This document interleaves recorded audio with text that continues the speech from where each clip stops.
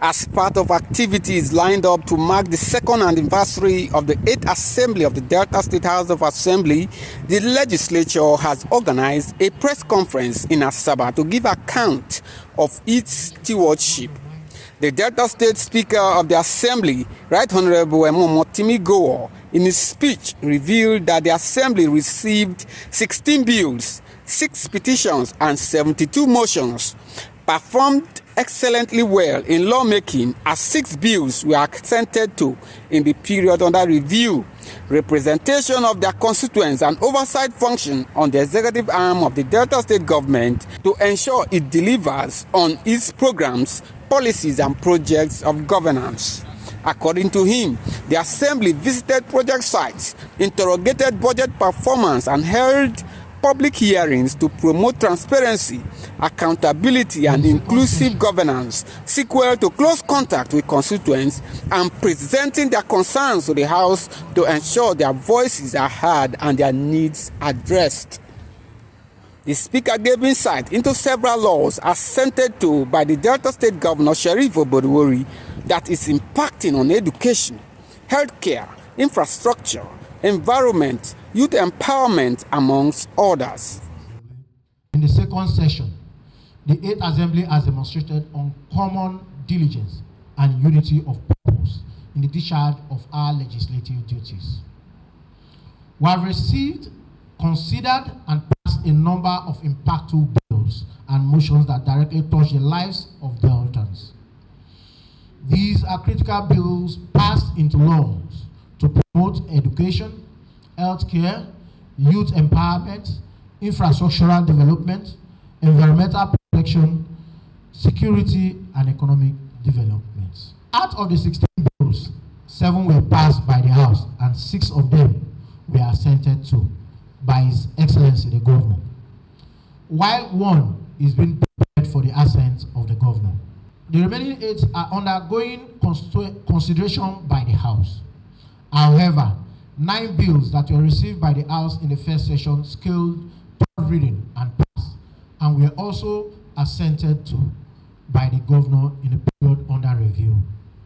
The bills passed and assented to by the Governor are Delta State Child Rights Amendment Law 2024, 2023 Amended Reverse Appropriation Law 2024, the Delta State College of Health Technology Overlay Law 2024, Southern Delta University Ozoro Establishment Law 2024, Appropriation Law 2025, Supplementary Appropriation Law 2024, Delta State Polytechnic Amendment Law 2024, Delta State Urban and Regional Planning Law 2024, Delta State Structure for Signage and Advertisement Agency Amendment Law 2024, Delta State Film and Video Censors Law 2024, Delta State Registration and Regulation of Private Veterinary Clinics Law 2024, Delta State Pet Control and Responsible Ownership Law 2024, Delta State Human Trafficking Prohibition Law 2024, Delta State Electricity Power Sector Law 2024. The cumulative effect of all these laws is to entrench good governance, ensure the rule of law, instill law and order, preserve the rights of the child, prevent human trafficking, promote the welfare and security of the people, provide more opportunity for tertiary education to the youth, ensure availability and accessibility of regular uninterrupted electricity supply to homes and businesses, facilitate development in all the key sectors of the state, and generally ensure prosperity to all Deltans in line with the MORE agenda. Gowo also threw light on the motions, petitions, and other duties of the 8th Assembly performance at the midterm stewardship. In the period under review, the House received a total of 72 motions, and after robust debate by the members, 69 were approved. During the second session, the House also received Nominees for appointment as honorable commissioners and members of the State Executive Council. Likewise, nominees for appointment as chairman, director general, members of agencies, board, and commissions were received, screened, and confirmed by the House.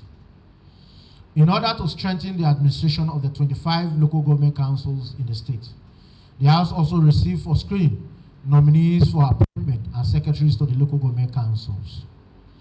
The nominees were duly screened and confirmed according to instant laws.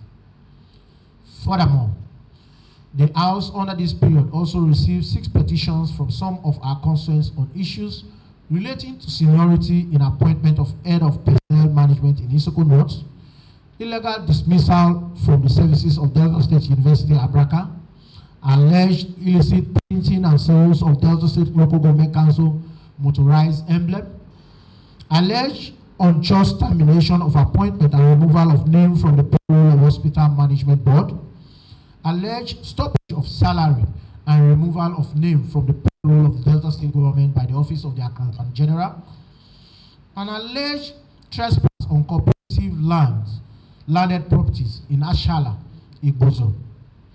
These petitions were referred to the Public Petition Committee of the House. After thorough investigation and consideration by the committee, following the due process of the law, reports of their findings and recommendations were laid before the House in plenary. These reports were subjected to critical debate by members to ensure justice. The House passed resolutions to remedy the injustice in some petitions that have merit and dismiss the ones without merit.